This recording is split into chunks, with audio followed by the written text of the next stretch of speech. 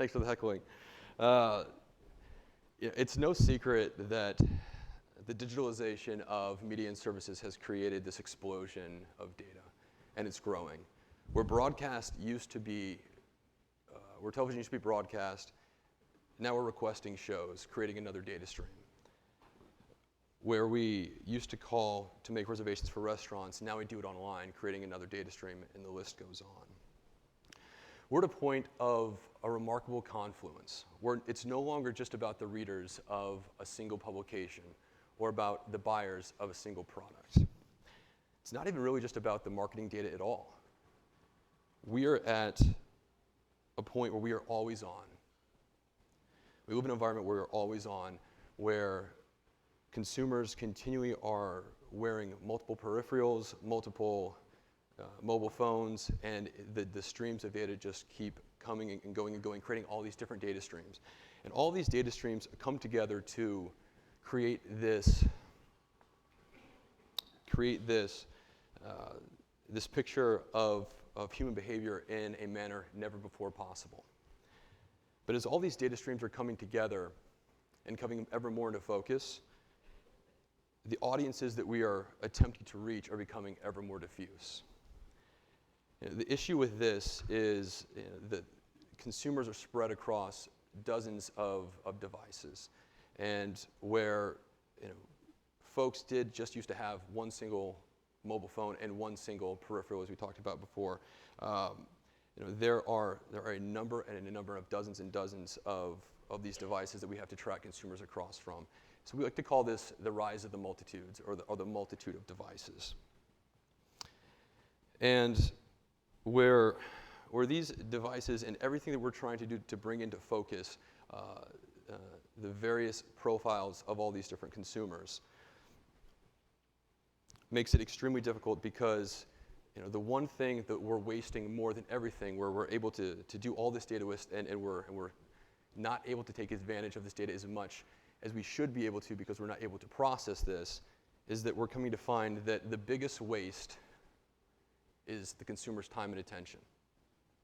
And what I mean by this is the promise of digital that we've put out there is to deliver more relevant, more individualized ads.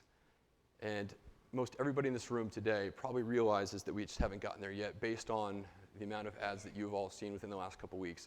Besides the eBays, besides the Amazon ads that you've been retargeted to, most of these ads don't have much of a bearing on you whatsoever. My friends tell me about this, they complain to me about this, my father complains to me about this, and until we find a way to measure and transact it with these highly descriptive audiences, media, advertising, and consumers will surely suffer for it. Steal the words from Marty McFly, that's pretty heavy stuff from last week. So I thought I'd take a minute and give a quick introduction. My name is Scott Spaulding. I'm with a company called Quantcast, who I'm sure most of you know, since I see a lot of our clients in this room today. A quick commercial, just for those that aren't as familiar. We have two parts to our business.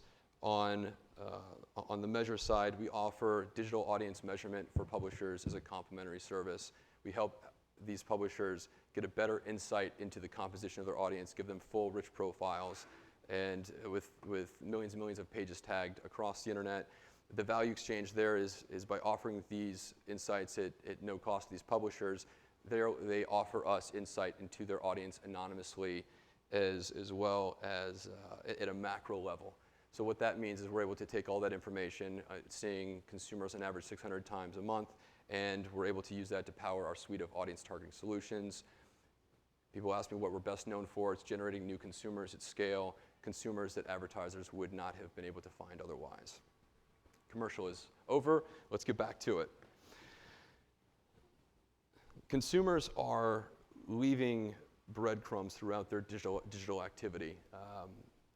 All these data points, all these breadcrumbs, that's big data. But it's never really just been about the data, but it's been more about the driver and change of value to where what we've been able to do with this data, something meaningful with this data, be able to steer the flood to grow new things, to be able to take into account all the insight of the trillions of data points of these consumers and turn them into meaningful, powerful insights. And it's not necessarily just about taking these insights and understanding the clearer picture of who these people are. But within these insights, there are these intent signals. And these intent signals are hopefully what I'm believing as an industry is going to help solve that problem of eliminating a consumer's, solving the problem of eliminating the consumer's time and attention problem, which I had mentioned earlier. And intent signals alone aren't just about direct response, though most people do believe that they are closely aligned to direct response. It creates a great opportunity for branding advertisers as well. So to be able to bridge the gap closer with mass branding and direct response is something I like to call brand response marketing. Priming your audiences, or your prospective audiences, with the accountability of activation.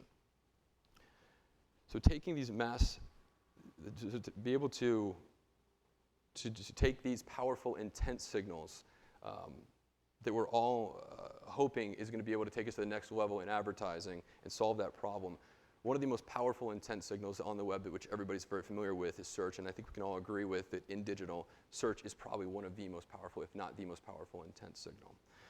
Search, though, has generally been confined to, at least in my opinion, waiting for somebody to search, getting them into a search box, and then after they make that search, that's a finite amount of people you're going to get, and it's very difficult to scale that after a certain amount. Why does search data have to be locked away at the bottom of the funnel? Why aren't we able to leverage all of this search data to help us understand further who a person is, what they're about, what they're interested in, and help that impact interest, consideration, and awareness up until that point of search, and then up until that point of purchase. So arguably, this could be more valuable, or intent can be more valuable for upper funnel tactics than they are to lower funnel tactics. So using these search intent signals as a guide helps create marketers find new ways to segment their audiences and take advantage of these upper funnel tactics and grow their audience bases. So I've spoken a lot about intent signals. I've spoken a lot about big data over the course of the last 7 or 8 minutes. And I haven't really said anything about reverse engineering, which is what this session is supposed to be about. You know, it comes down to, we are at a point, and it leads to advertisers now have the ability to not have to be confined to prescribing audiences as an input, but we can now get to a point where we have enough data points, trillions and trillions of data points, to be able to define a consumer's audience at a level of confidence and an accuracy point where we've never been able to do this before. So we've all seen this graph on, I guess it's your guys' left up here, to where going into a campaign, an advertiser prescribes a specific audience, thinks it's one audience, and then the outcome is it's another audience. So for this healthcare campaign, going into this audience, or going into this campaign, the audience was young moms. The discovered audience was weekend warriors. The concept of this has been around for 10 years. We've all heard about this to some degree, but the idea of having enough of the data points out there as an industry to say this at the highest confidence level, this is your audience, this is who you're discovering. Don't utilize prescriptive audience planning to the point where it's hindering scale and performance. Use that, yes, it's still, there's a place for prescriptive planning, because you do need to do that for creative strategy. But when it comes to executing on a campaign, after you get to the creative strategy, take into account who your actual converters are. What is the attributes? What is making up that profiled consumer? And then take that to influence the next flight to not hinder scale. And we talk a lot about upper funnel tactics. I mentioned brand response marketing today. Lower funnel tactics. It wouldn't be a marketing session if I didn't throw a funnel up on the screen. So I figured, let's put it up there. But what we don't talk about a lot as an industry is where that line of demarcation is. Where do you begin sorting the upper funnel to the lower part of the funnel? And more just for food for thought, we split the funnel at Quantcast at the site visit. So yes, search can be an upper funnel activity. Yes, display, audience-based branding can be an upper funnel activity if it can be quantified and done the right way with the first site visit. But I digress, and I will not spend too much more time on this specific topic. So if anybody has any questions or like to talk through multi-vendor touch attribution, we can talk over lunch. So in summary, driving brand response with intent data. Brand response is something we're already doing today. A lot of advertisers are doing this already today. It may not be called this, but having the accountability with audience-based branding is becoming widely more adopted. And I do believe with the evolution of branding and getting more away from endemic and having to scale new consumers, especially identifying those consumers that are ripe to be influenced, are going to allow us to evolve as an industry, especially in display. Reverse engineer audiences. Don't be shackled to the planning and the prescribing of audiences when there's so much data and there's so much rich insight that can be told on a conversion event on the back end. And then lastly, guiding the upper funnel objectives with lower funnel search insights. Search is brilliant, and we've all been utilizing search for a long time. There's no reason for search data to be locked away at the bottom of the funnel. Use these leverage these search data points to help influence and guide your upper funnel activities. Thank you.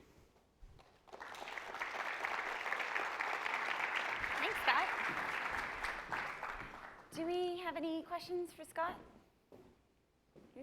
I can't see anything. I think I'm off the hook.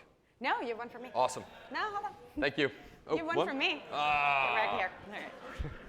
I always have a question. You're so I tough always on have me. a question. Yeah. I'm just curious about sort of what you're hearing what you're hearing on the agency side about the challenges. Yeah. Everything you just spoke about.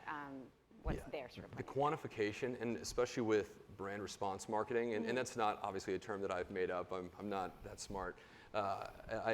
We hear this from a lot of really thought-provoking speakers, especially buyers and agency folks. Their challenge is assessing the right value to the upper part of the funnel and quantifying that.